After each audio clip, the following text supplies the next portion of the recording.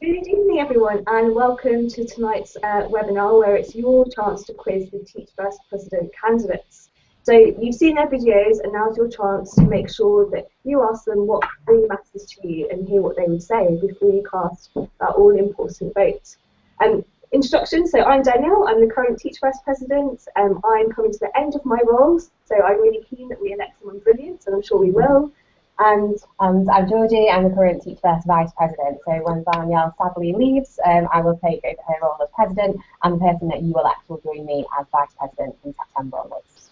Just a reminder, the role of the TeachFirst President and Vice President is to represent over 7,000 participants and ambassadors for our whole community across every local area.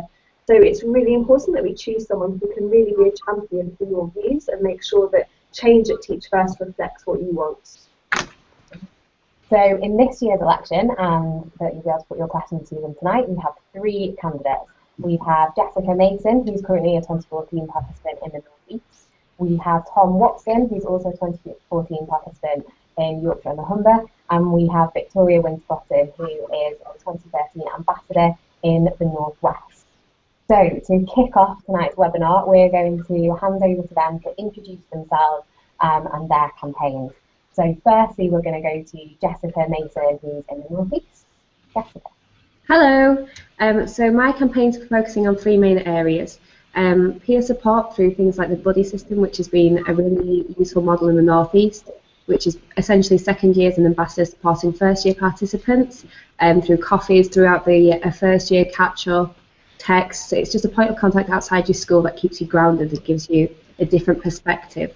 I'd also like to have a look at the progression framework and other such documents with TeachFirst just to see how effective they are. I think it's got the potential to be a really valuable tool, but currently I don't think they're being used to their full potential. I think that TeachFirst could do with having a look at that and seeing how that we do use them. And finally, I want to have a look at widening site thinking for ambassadors. So currently, we are quite London-centric, and that's great because a lot of people can get there, but things like the career pathways, for example, that's currently happening for ambassadors is currently only in London, West Mids and North West. That totally rules out places like Bournemouth, Wales, North East, and I think that we've got some great CPD going on. It would be even better if everyone could access it. Fantastic. Fantastic, thanks Jess. The next person we're going to hear from is Tom Watson in Yorkshire and the Humber. So Tom. Hi, firstly thanks for taking time out of your evenings. I'm sure you're all very busy, but hopefully you'll find this useful. So my name's Tom Watson. I am a 2014 participant. I teach maths at the Dearne LC in Barnsley. I'm also a staff governor at the school. I'm the current chair of the Yorkshire and Humber Action Network. So yeah, I've been kind of heavily involved in TeachFirst and that kind of strategic point of view for the last couple of years. I want every member of this movement to be engaged, motivated and supported, to feel like they can contribute towards making a difference. I want the students to thrive, teachers to thrive and the system to thrive. Currently, I think there's 2 key areas which need a lot of attention if that's to happen. Teaching is a very difficult profession. It seems to be getting more difficult by the day, especially currently with a lot of policies that have come out. But I think there is a significant issue around participant well-being that I think we need to address going forwards. I think we need to afford our participants the same degree of patience and support that we offer our students. Different degrees of accountability bring different degrees of expectations, but the fundamentals are still the same. We're still all learners at the end of the day, and I think that is something that needs to be addressed. In a recent bit of research carried out by a master's student, it found that 75% of participants would currently rate their well-being as either being average or poor, and involved in that was a third that said it was poor. So clearly there's a massive issue here that needs addressing. There are systems in place, but I think we need to revisit the root cause of this and reevaluate our efforts going forwards. In my honest opinion, this has to start with an open and frank conversation surrounding participants' well-being. I think there's a stigma towards being supported at the moment, and that's definitely something that we need to break down in terms of a barrier to participants being proactive in seeking out that support. The second key priority that I'd like to talk about is ambassador connection. Now, it's no kind of small secret that a significant number of participants choose to leave teaching, leave outside the classroom after 2 years. Educational disadvantage is a far-reaching problem, and I believe that there's solutions to this problem lie outside the classroom as well. So my second priority is empowering people leaving the classroom to continue their contribution and to ensure that they're still working towards the challenge that they set out to alleviate in the first place. I don't believe that people are leaving teaching because they no longer believe in this vision. So for me, it's about re-engaging those ambassadors and ensuring that they've got the capacity to do that. So they're my kind of two key priorities, I suppose. I'm passionate about people, I'm passionate about education and doing what's right by our students, and I want to ensure that you, as people who are actively engaging in this, I want to empower you to be able to achieve what you set out wanting to achieve. So that's really my key priorities and what I'm about. Thanks very much, Tom. And finally, to introduce myself and her ideas, I'll hand over to Victoria.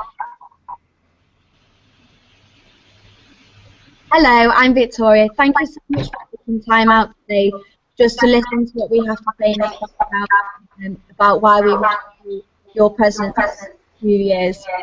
Just to give you an idea of who I am, where I've come from, I am a member of the 2013 cohort.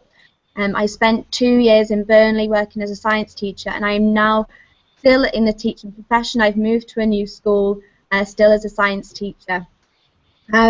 Just to really sum up what my campaign is about and the things that I think are important, the areas that I would want to focus on if I were to be elected are areas such as subject knowledge. I myself have got a geography degree and have been teaching science, as I've said, and I'm not the only person in that position. Now, I've really enjoyed that and really enjoyed the challenge, and indeed when I got my new job in September, I applied to continue to be a science teacher. However, my new school want me to teach them geography, and again, I'm sure I'm not the only ambassador or participant who is in that position, and I would like to see there be more support for those people who are being asked to teach their degree subject, or who indeed may want to teach more of their degree subject if that's their choice. In addition, again along the training route, I want the training that TeachFirst provides to be really relevant to your needs. It's been mentioned already that there are various bits of CPD going on in particular areas around England and Wales. It's not happening in every particular region, and it would nice to see that spread quite evenly. But the main thing is to make sure it's important to you, that you're not wasting your time, that all the training that you go to is really relevant and important to your development. And my third point really is regarding networking and ambassador involvement. We now have a huge community, over 7,000 people, some of whom are in the classrooms, some of whom aren't, but I would really like to engage ambassadors. I mean, I've seen from my own experience, I've sort of left the TeachFirst programme in that sense in the summer, and already you can see how easily it is that you don't feel part of that movement, part of the connection. You're not with the same people, you're not with your mentors anymore. It's very easy to touch, and I would really like to engage all ambassadors, regardless of what cohort they're in, regardless of what job they're doing. I'd really like to engage them and bring them back and show them that they can be doing something towards this vision. On the most recent ambassador survey, 30% said that they wanted to be involved, but they just didn't know how, and I'd like to reach out to those people and show them how they can be involved. And most importantly, I think the role of the participant president is someone to represent the people. I'm here to listen. Yes, I've got my own ideas, but really I'm here to listen to you and act on your view and represent you. So that's what I'm about. Thank you. Thanks all of you very much. So let's get started and get into the Q&A. So for the first question, I'm going to come to Jess first, then Tom, and then Victoria. And this question is, what were your personal experiences of the Leadership Development Programme, and how have those experiences led you to stand in this year's election, and also how have they influenced your ideas? So I'll hand that question over to Jess first. Okay, so I've been in a school in South Shields, which is a small coastal town in the northeast, and it's through doing this that I kind of developed the 3 points that I'm focusing on. So the northeast has this buddy system. I was at, it's been going for a few years now. My buddy helped me with things like my university assignments, lesson plans, lesson ideas. It's been so useful. So, and then when I speak to other regions, I realise that that's missing, that kind of peer support. It's not a mentor role. it's not anything like that. It's just being totally supportive and having like that kind of in touch with the community, that kind of touch outside of your school, outside of your immediate friendship group that you can just go to and whinge on a Friday night on that really tough week. So when I've been speaking to people in other local areas, I realise that that's maybe something that, because it's such a simple system to apply, that I could do some good with if we managed to get that out there and that was seen as something that was feasible in other regions. Second, forward the progression framework. In my experience in my school's very lucky to be rated, well, not lucky, worked really hard to be rated outstanding. And so my pressure's been very different from other people, in that I've had a lot of extra work to do that to meet those standards. So as a result, things like the progression framework, I didn't put a lot of thought into. It's been, I'd do it on the night before my observation or the Friday night before the deadline, things like that. And I think it's worth having a look at, because when you see the questions and you see how it'll help you develop, it's so useful. But we just need to make sure that that continues and that can continue to help you develop in an effective way, in not a box-ticking exercise way. And finally, for me, when I was listening to the ambassadors who are part of the Action Network that I'm chair of up here, and they were saying that they're finding it really difficult to access the CPD because they're not in Newcastle, they're in the south of the region, so Middlesbrough, Teesside, and I'm sure that Tom will have this in the east of it, East Yorkshire, and I'm sure in like Burnley and Wales, all over Bournemouth, right down. Got people in in the various isles across the country. You can't get to them, and it takes up your time, it takes up your energy, and it's not a positive impact. So by listening to people, by looking at that, they're the experiences that have shaped my motivations for running. I've seen those gaps, and I really think I can do some good in looking and speaking to people and trying to fill them.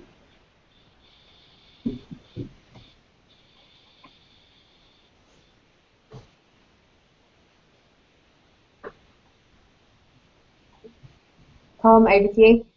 Great. Could you just take just a moment to repeat the question, please, Georgie? So, yeah, what were your personal experiences of the Leadership Development Programme? How have those experiences led you to stand in the election? So what were your motivations for standing, and have your experiences influenced those areas that you've chosen as your priorities? Great, yeah, absolutely. So I count myself as being extremely lucky in the school I've been placed in. It's not an outstanding school yet, I believe it could be. It's not even a good school yet, I believe it could be. But it is a school that's undergone radical change over the last 3 years. I'm very, very lucky to work underneath the principal that I work under. She is nothing short of an inspiration. Chris Robinson, many people watching this will have seen her before. She was one of the keynote speakers at the opening ceremony last year. And I suppose my experiences from working with her, I've seen, firstly, education is difficult, it is challenging, and that is why we need to be focused on well-being. I think that's something that my school does particularly well. I think a lot of positive leadership going on, and I've benefited from having that experience and being able to share that as well. On a slightly different kind of tangent, being a staff governor at the school and also being chair of the Yorkshire Humber Action Network has given me a chance to step back from my individual practice in the classroom and has allowed me to appreciate a wider appreciation of different circumstances, how things differ in different schools, from speaking to participants, speaking to ambassadors. Clearly, I believe in many situations there is a well-being issue. The research would suggest that as well, as quoted earlier. But it's not always about the circumstance or how challenging an individual circumstance is, because everyone's situation is different. It's how we overcome those barriers when that challenge is presented. And I believe that a lot of that lies in positive leadership, whether that's delivered on a one-to-one basis, as Jess has referred to, through the buddying system, whether it's delivered by mentors within school. I think there's a lot of work to be done in regards to sharing best practice amongst mentors to ensure that participants are receiving that positive leadership. But essentially, it is the same thing. It's about working with people and about empowering them to be as good as they can be. That is what positive leadership's about. With regards to kind of ambassador connection, through experience in school, through popular general discourse amongst communities, from speaking to both current ambassadors and coming towards the end of my second year, people who will be becoming ambassadors in the next kind of 4 or 5 months. This is such a talented group of people, and I think there's so many people who are losing so many people who set out with the best intentions through a combination of their experiences over the last 2 years and their ambitions going forward choose to leave the classroom. And I think it's just so crucial that we have them people contributing towards this movement as well, and engaging them, empowering them to be the best that they can be. You know, I'd certainly reiterate Victoria on that to a degree. But yeah, I suppose they're my experiences, and this is how I feel I can be most effective towards doing what I set out to do going forwards. I think the work I've done as a staff governor, as chair of Yorkshire Member Action Network, and liaising with staff representatives through Manchester University, I think I've got an idea of what it is to be representative and how to do that effectively. Thanks. Thanks very much, Tom. Over to you, Victoria. Okay, so I was placed in a really supportive school. I was very fortunate to be there, and I've seen what a difference that can make, and my experiences of that really have shaped my motivation to stand, and indeed the issues that I think are important and that I would like to see implemented, and the things that I can affect. For example, one of the things that I'm passionate, as I've said, is about subject knowledge and the training around that.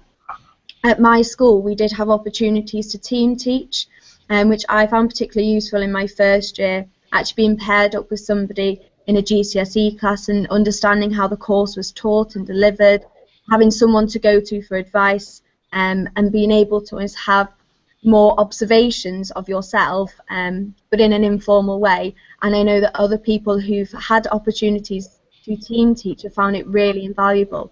So that could be something that I would like to work towards with TeachFirst in the future.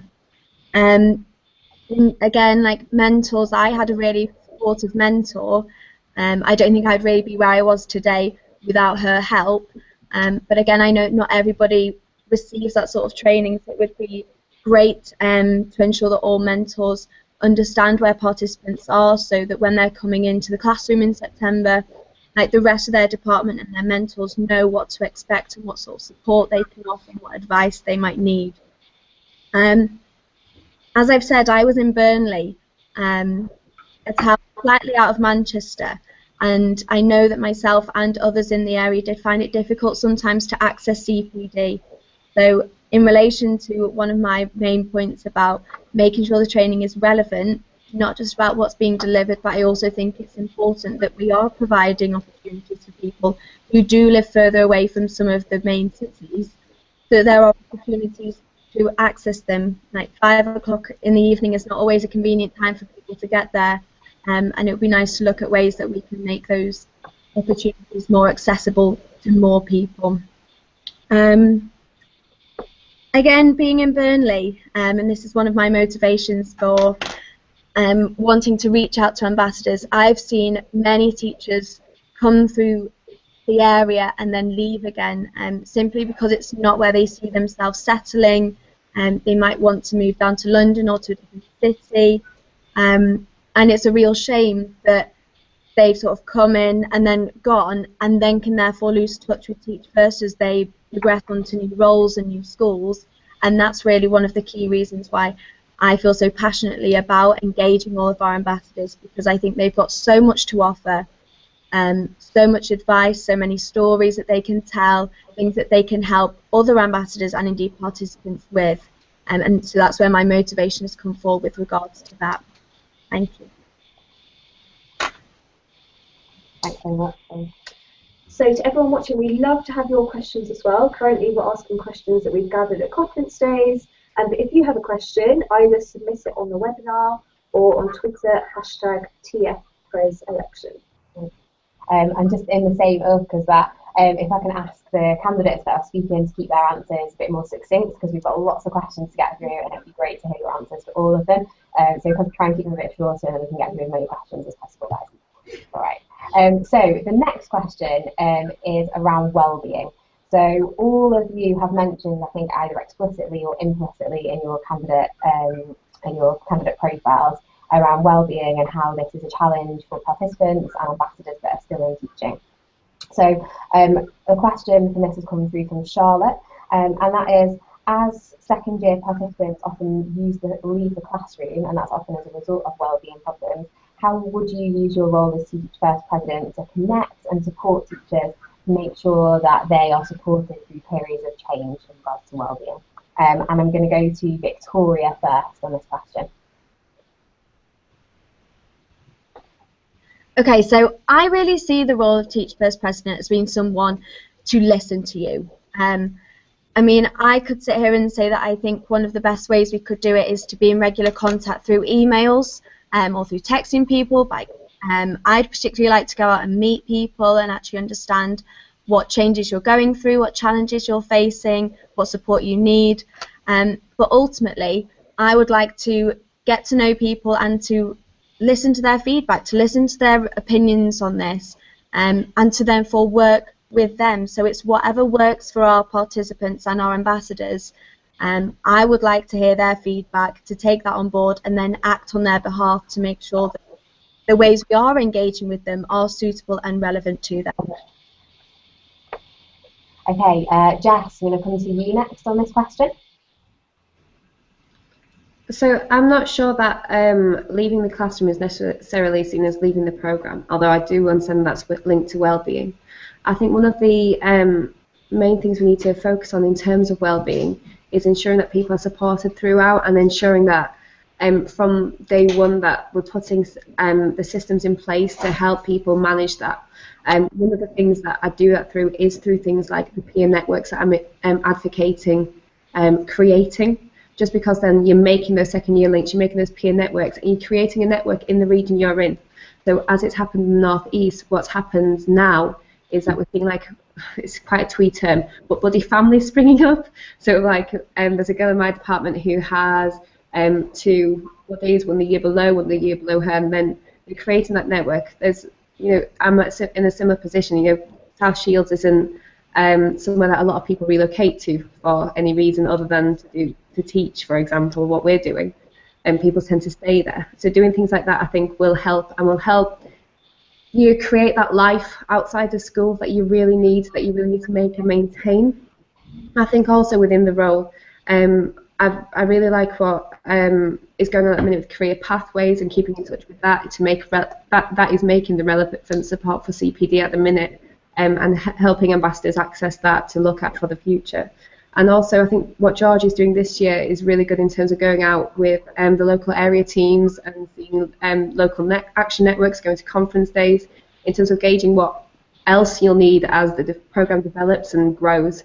It's important to stay in touch with that in terms of wellbeing and in terms of development linked to that as well. Thanks very much, Jeff. Tom, finally you on this question. Yeah, I'll try to keep it succinct. So I think it's it's twofold, really, for me. I think there is a stigma around well-being at the moment and support in general. I think a lot of people kind of associate support as being a negative thing, and I think that's something that we need to work on massively. You know, we need to. You've only got to go to a time management session at one of the leadership development conferences, and there's people looking gingerly around to see who else is there. That is well-being. You know, we need to increase those conversations about it. I think the increased profile of action networks is going to be a really positive thing going forwards. I think they are becoming more effective. They are becoming more representative. You know, National Action Network as well has grown massively over the last few years, so that feedback on a kind of micro level is feeding through to national strategy, and we're starting to see those improvements now. I don't think there is a silver bullet for it, but I think there are good things going on. There are good things in place, but participants' unwillingness to access those is sometimes a barrier to them being really effective in terms of what they can be. So reduce the stigma.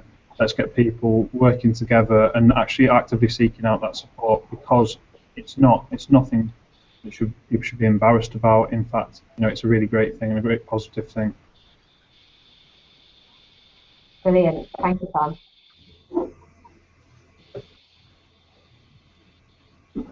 Okay, now a question where I just like a quick answer for this one, but I think it's a really interesting one. Where do you see TeachFirst in 5 years' time? And we'll go to Victoria for this question first. Okay, yeah, interesting question.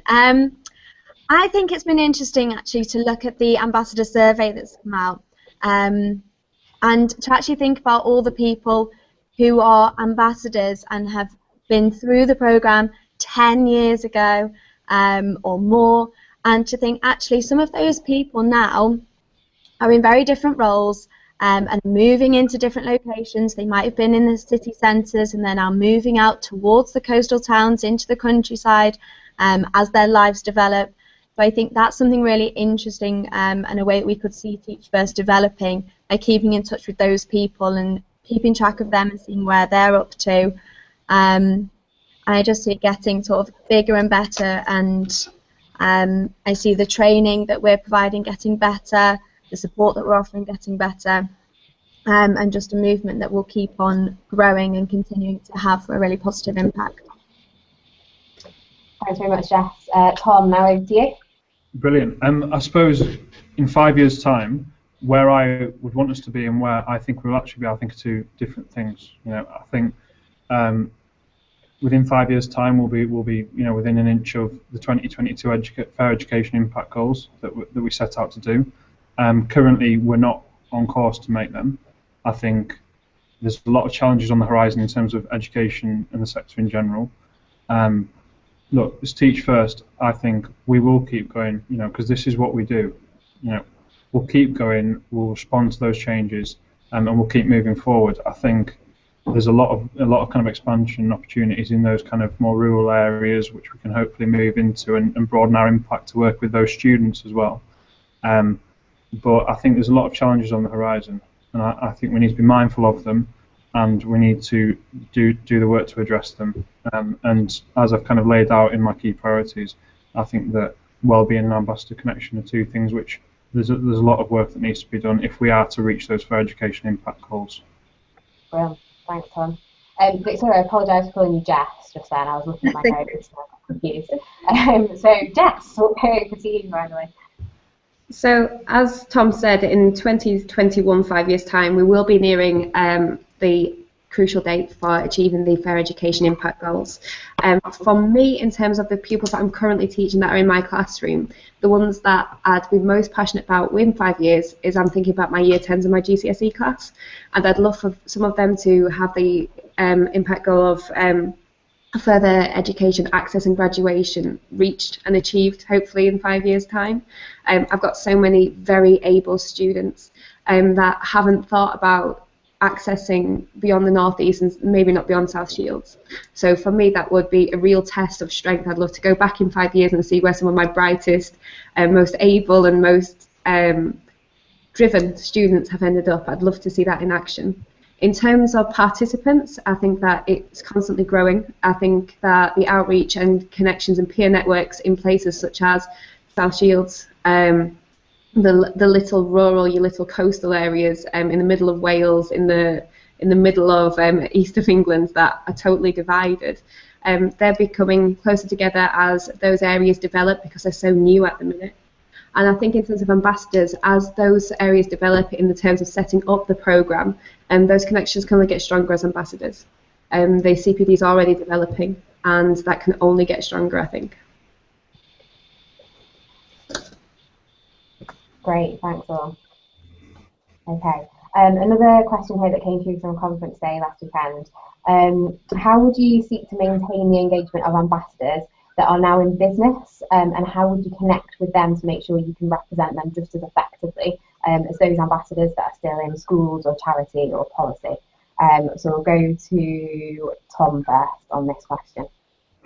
Yeah, brilliant. So, I mean, I suppose in terms of connecting those ambassadors, you have to ask yourself, like, why was the initial kind of impulse, or what was the initial impulse or reason as to why they decided to get involved with TeachFirst? Everybody set off on this journey for the same reason, okay, and that was to ensure that no child's education is disadvantaged by their income, okay, and I believe that those people still in business still believe that. So I think there's two ways that we need to be engaging these. I think there's significant work already done with career pathways. I think that's going to be something which keeps building and keeps growing forward in terms of developing them professionally, okay, to offer them those opportunities. I think we need to give them a more diverse range of opportunities. I think it's people working in business would still like to work with students on some level to contribute that way. I think that's the first thing. Secondly, they've got an incredibly varied range of skills across many different sectors in many different businesses, and it's about giving them an opportunity to contribute through their specific skill set. Now, I don't know what the answer to that is necessarily, but it's certainly something that needs exploring. Great. Victoria. Okay, so sorry. Yeah, so I think getting people who work in business involved really with TeachFirst is going to be really important. I mean, as Tom said, those people certainly at one point really cared about educational disadvantage, and I'm pretty sure that most of them still do, but they just don't know how to get involved. I'd really like to open up those conversations and provide them with opportunities for them to get involved. Now, whether that be offering opportunities for them to go into schools and deliver talks, whether it might be mentoring students, bringing students into their own businesses, for work experience, there's a whole diverse range of options that are open to us. It's just about opening them up, explaining to people how they can be developed, who they need to get in touch with, and making it really clear to them how we can work together for the benefit of the students. Thank you. Over to Jess.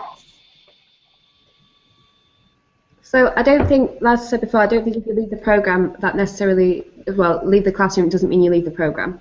I think that the kind of work we do, like you both said, we're in it for a reason. So for me, even if you leave, to go to a different school or do a social enterprise, think of the Brilliant Club, Jamie's Farm, people who go to work abroad in international schools, people who work in the city for KPMG. This is spreading the influence of TeachFirst first of all, and the reasons you got involved don't change. For me, I know that what exists already in the North East is a coaching program where people from enterprise are kind of partnered up with a second year and kind of coach through the year in terms of the classroom practice. They come in and see what they do, talk about career options, and I think if we could create a network as well where it's ambassadors doing that from the various different companies and areas that they're going to, that could only be a good thing. That could only be useful, and in terms of maintaining ambassador contact and also helping the development of second years as the programme continues. Thank you. Okay, I'm going to ask a couple of questions now to you as individuals. So this question is partly one that was sent through before today from Sarah, and combines a question that Steph has just asked, and this one's for you, Jess. So Sarah thinks that the idea of embedding already great practice in TeachFirst and sharing it across all local areas is really fantastic, and that's specifically aimed at your idea around the buddy system. But what ideas do you have to ensure that action networks or other local areas are able to make these a success? And Steph's question was particularly around what's been successful in the North East. Okay. And also, how might you make that happen? So would it be through TeachFirst or through action networks? Okay. Well, I would say that one of the reasons it's been so successful in the North East is because we've got a really supportive local area team, and also because it's such a simple process to set up. So the idea is you meet up with somebody once a half term for a coffee, or send them a text to say, how has your week been, or happy half term. And that's the success of the buddy system. It is the fact that my buddies have got in touch with me to say, I've got my first university assignment coming up, I don't know where to start, have you got any ideas for the research for it? And you point them in the right direction. It is such a simple model, and people want to do it. Like, who doesn't want to go out for a coffee with somebody different on a Saturday because all you do is mark, and that's fine. So I think the success of the buddy system is its simplicity, and also is its peer engagement. It means that it reduces that kind of, I'm going to say awkwardness, that awkwardness when you go to a conference day and you're looking around for someone from your cohort who you know, who lives locally because you're so dispersed across the region anyway. You see your buddy, and you've immediately got that different network, that different friendship group. Then I think with the support of the local area teams and with action networks, it could be set up so easily. People volunteer. Maybe I think in terms of getting it a little bit more successful to develop it, it could be more recognised as part of the leadership development programme maybe. So people could say put it on as part of their professional development maybe as an unofficial role. But I think that it's got a lot of development, and I know that it helped me, and I hope that my buddies feel the same. I think they do, and that other people across the region have said similar things. So I think it could be successful. Thanks very much, Jess. So a question for Victoria. So action networks are a really key part of the president role. It's not something that you mentioned on your profile, so it'd be good to hear about how you would plan to work with action network chairs and action network reps and ensure that action networks are a really key and core part of the community. Yeah, you're right. Like, I haven't mentioned them. So I'm not currently part of one at the moment, but it sounds like there's been some really good work over the last year or two in developing them and setting them up.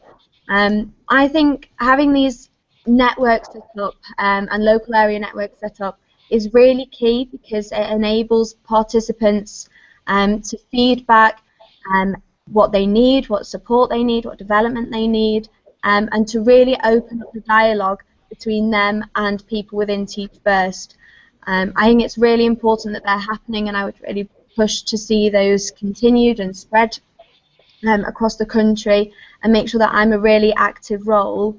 And as I say, being there as somebody to listen, to think about it and act on it, to actually represent people's views with whatever it is that they need. Thanks, Victoria. Okay.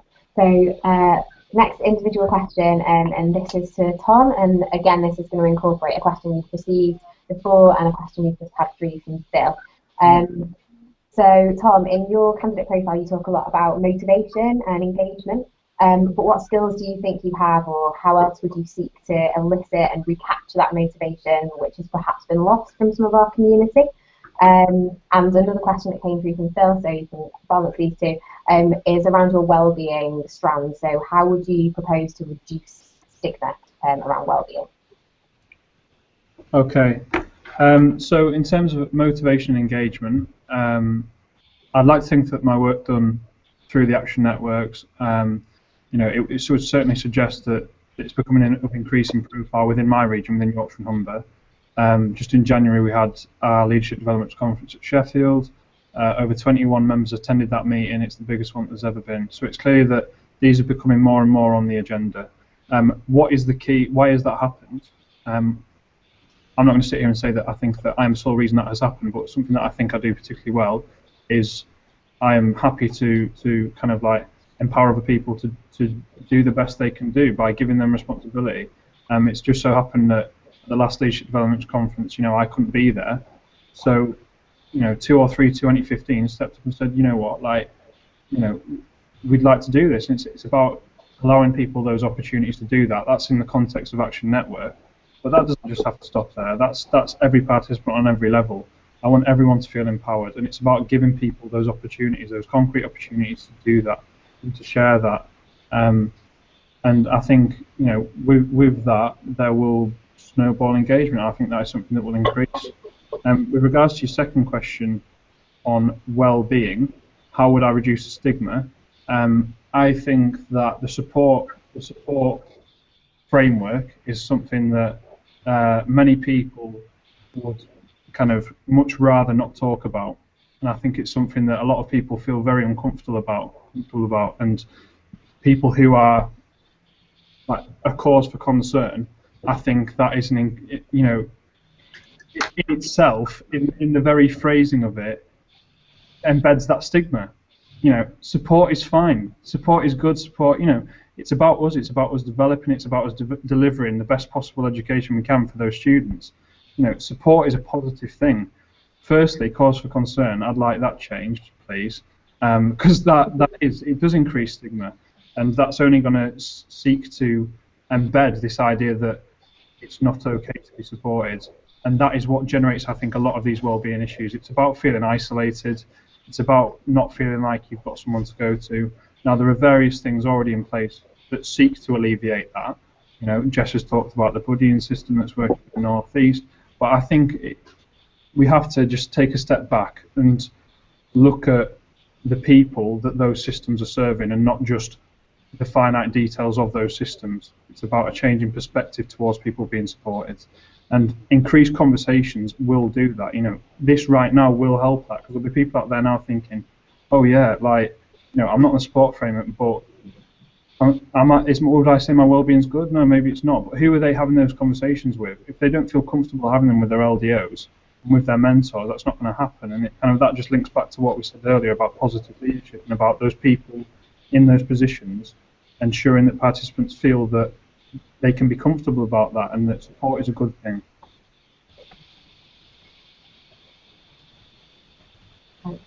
So we've heard lots of great ideas from all of you. If you could make just one change to TeachFirst, what would that one change be? And we'll go to Jess first question. It'd be making the networks better.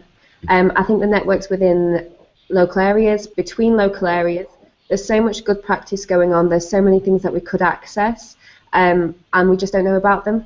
I don't know particularly what Wales is doing very, very well, that I could then make work in the North East. I think that's one thing that I'd do. Improve communication not only within local areas between North and South or the region East and West, but also between local areas, and I think that's what would have the biggest impact going forward. Thanks, Jess. Next to Tom. I think I've kind of touched upon it briefly in the previous question, but I think if there was one change that I could make, it would be to reduce the stigma around being supported. You know, it should not be it shouldn't be concerning that people are struggling and find things difficult given the circumstances that some people are in within their schools. Now, you know, I am so proud that those people are in those schools doing that job, but it's not a concern that necessarily they're struggling. We just need to make sure that we're empowering those people, delivering them support they need, and therefore, through doing that, that will invigorate the whole system right through from first years to second years to ambassadors as well. And finally, over to you, Nick. So I would say communication in all of its forms, whether that's communications between people in different regions, communication between people in different years, communication between ambassadors and participants, or whether it's just the communication between the people who are working on action networks and local area network teams, and delivering that back to the participants so that people know what's going on, and they understand what the good practice is in different schools, in different regions. They know what's going on in their own regions, in their schools, and I just think that's a huge sort of untapped area that we've got, and we could see a massive improvement in that. Thanks very much, guys. Okay, so in the last couple of minutes that we've got, I'm going to come to each of you for just 30 seconds for some closing remarks, wrap up what you've said, and sort of give people that final reason that they should give you their vote. So we'll go to Jess for this first. So I think I've made it quite clear what I'm standing for. Improved peer support with a buddy system, progression framework, making it more useful, and widening CPD for ambassadors so that everybody can access it. I think the way I'm going to do that is ensuring that I am providing those channels of communication that I've talked about, because that's the only way that I'm going to make sure that these happen, and that the changes that I want to see for the better within TeachFirst. So that's why you should vote for me. Thanks, Jeff. Next to Tom. Hi. I mean, hopefully, you know, the passion that I've got about this has come across. I genuinely believe that every single person within this movement, whether that's participants, first years, second years, or ambassadors, needs to be engaged, motivated, and supported. With an increased focus on well-being and ambassador connection, I believe that I am the person who can facilitate that and ensure that those priorities are addressed. You know, I believe that no child's education should be limited by their status as disadvantage. I know that you believe that too. If you believe that I'm the person to make this happen, then please vote. You know. Thanks very much, Tom. And finally, over to you, Victoria. Now, so I mean, my areas of focus are around the training that TeachFirst are providing, making sure that that's relevant to your needs, and improving the networks between us all, between ambassadors and participants. You can read through my profile in more detail, but the reason I think I would be a good president is because I am really passionate. I'm someone that you can rely on to listen to you, to act on your views, and to really make a difference. So if the things that I've said resonate with you, and you feel as passionate as I do, then please vote for Vic. Thanks very much, all of you. It's been absolutely fantastic to hear a little bit about your ideas and just get to know you a little bit more as candidates. And I think we certainly learned a lot and taken a lot from it. I hope that you have as well, those of you watching. This will be going onto YouTube, so you can watch it again if you would like to, or point other people in the community towards it and share it with them. If you've got any further questions to ask the candidates from tonight, you can do that on social media using the hashtag Danielle mentioned earlier, hashtag TFPresElection. And other than that, I'd just again say thank you very much for joining us and cast your vote. Yeah, cast your vote. It only takes, we've worked out an average of 1 minute 40 seconds. So make sure that you do that. There's only about a week and a half left for this, so make sure you get it done. Thank you, everyone. Thank you. Thank you.